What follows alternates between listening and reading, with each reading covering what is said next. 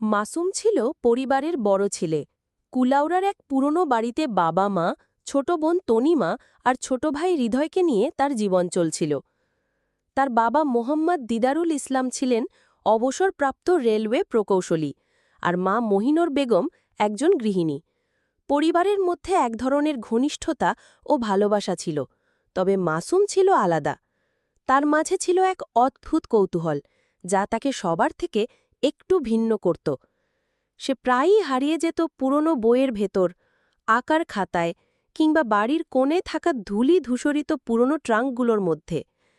এক সন্ধ্যায় মা তাকে ডাক দিলেন, মাসুম, বাবার ঘরটা একটু গুছিয়ে দেবে? আলনায় কাগজপত্র ছড়িয়ে ছিটিয়ে আছে। ঘরে ঢুকে মাসুম খুঁজে পেল একটা লাল রঙের পুরনো ডায়েরি, ধুলামাখা। কৌতূহল নিয়ে খুলতেই প্রথম পাতায় লেখা কথাগুলো তার শিরা উপশিরা জমিয়ে দিল। যদি কেউ এই ডায়েরিটা খুঁজে পায়, তাহলে জেনে নিও আমার জীবনের সবচেয়ে বড় সত্যটা লুকোনো আছে রেল স্টেশনের নিচে। দিদারুল ইসলাম। মাসুম স্তম্ভিত হয়ে গেল। বাবা তো কখনো এমন কিছু বলেননি। তার মনে হাজারো প্রশ্ন ঘুরপাক খেতে লাগল। ঠিক তখনই পাশের ঘর থেকে তনিমা এসে বলল, ভাইয়া, বাবা আজ আবার ওই পুরনো খাতা খুঁজছিলেন। বারবার বলছিলেন ওটা হারালে ওরা আমাকে খুঁজে পাবে না, বুঝতে পারছো? এদিকে হৃদয় উঠোনে দৌড়াদৌড়ি করছিল। হঠাৎ ছুটে এসে চেঁচিয়ে বলল, ভাইয়া, শুনেছি বাবার রেল স্টেশনের দিকে গেছেন, কিন্তু কেউ জানে না কেন।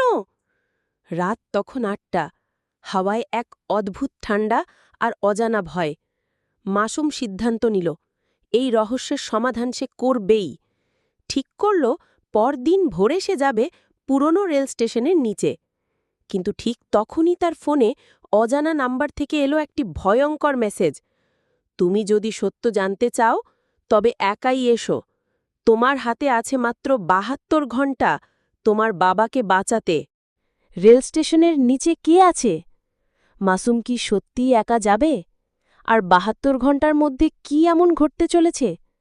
পরের পর্বটি দেখতে চ্যানেলটি সাবস্ক্রাইব করে আমাদের সঙ্গেই থাকুন। ধন্যবাদ।